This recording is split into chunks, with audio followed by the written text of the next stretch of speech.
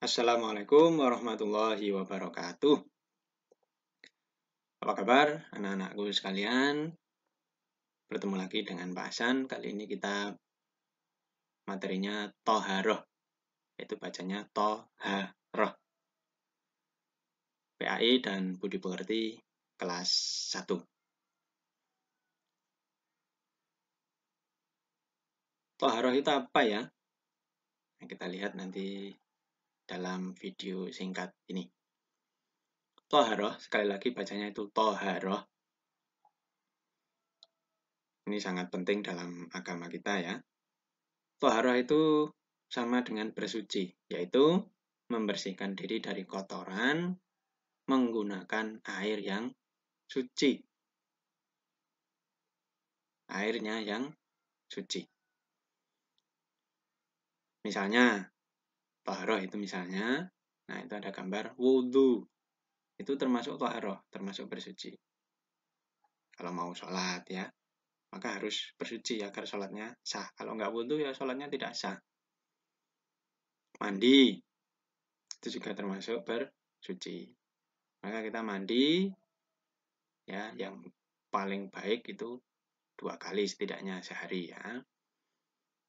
Kemudian termasuk toharoh juga itu, nah ini istinja namanya, atau cebok. Setelah pipi, setelah buang air besar, itu harus cebok sampai benar-benar bersih. Itu termasuk bersuci. Ada wudhu, mandi, istinja.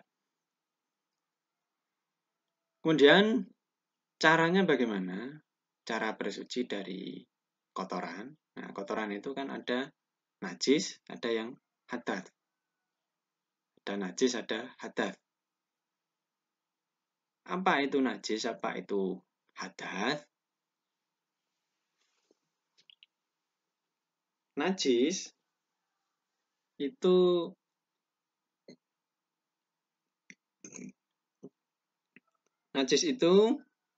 adalah wujud benda di bendanya. Wujud benda apa? Ya wujud benda kotoran itu. Misalnya kotoran hewan. Gitu ya. Air kencing itu najis. Di bendanya. Nanah itu juga najis. Kalau kita terkena menginjak kecipratan misalnya, maka harus dicuci dengan air. Dicuci dengan air sampai hilang bau dan warnanya. Tuh. Sampai hilang bau dan warnanya. Kalau masih bau ya dikosok terus sampai hilang baunya. Nah, kalau hadath, tadi najis ya, najis itu wujud kotorannya. Kalau hadath adalah perbuatan membuang kotoran. Misalnya kencing. Kencing itu sedang berhadath. Buang air besar berarti kita sedang berhadath. Kentut itu juga hadath. Ya. Kencing, buang air besar, kentut itu sedang berhadath. Maksudnya begitu. Nah, kalau setelah kencing, setelah buang air besar, maka kita harus cebok tadi ya. Nah, istilahnya itu dalam pendidikan agama Islam, dalam agama kita, cebok itu disebut dengan istilahnya istinja. Sekali lagi istinja. Membasuh kubul bagian depan, lubang bagian depan, dan tubur bagian belakang sampai bersih. Kalau kita akan sholat harus berwudu. Karena hadas itu membatalkan wudu. Nah, berikutnya toharoh harus menggunakan air. Air yang suci. Jadi air itu ada yang suci dan ada yang tidak suci gitu ya. Nah, air yang suci itu juga harus yang menyucikan. Maksudnya bisa untuk wudhu, seperti air sumur itu bisa untuk wudhu. Air hujan boleh untuk wudhu. Air danau, air laut itu pun suci dan menyucikan juga.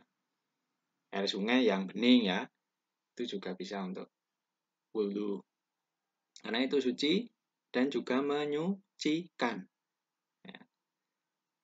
Nah, di samping ada air suci dan juga menyucikan, ada juga air yang suci tetapi tidak menyucikan, tidak bisa untuk bersuci. Tidak boleh untuk wudhu, misalnya air kelapa. Itu suci, tetapi tidak bisa menyucikan. Tidak bisa untuk wudhu. Teh itu juga. Kopi, susu, air yang sudah terkena najis itu jelas itu tidak suci dan juga tidak bisa menyucikan. Ini perhatikan. Biasa kita pakai air sumur ya. Itu keran itu kan dari sumur. Air dari keran itu loh. Nah, itu yang biasa kita gunakan untuk wudhu. Nah, bagaimana jika tidak ada air? Karena kadang-kadang kekeringan ya di beberapa daerah di tanah air ini, di negara kita. Nah, kalau tidak ada air, maka istinja bisa menggunakan batu. Cebok bisa menggunakan batu, tisu ya, kertas, yang suci juga. Nah, itu nanti dilap begitu sampai bersih dan kering. Ya, bisa itu. Yang suci juga ya, batunya, tisunya, kertasnya itu harus yang suci. Kalau memang tidak ada air, kalau ada air ya pakai air. Nah, wudhu diganti dengan tayamum. Mungkin sudah pernah dengar ya, tayamum menggunakan debu.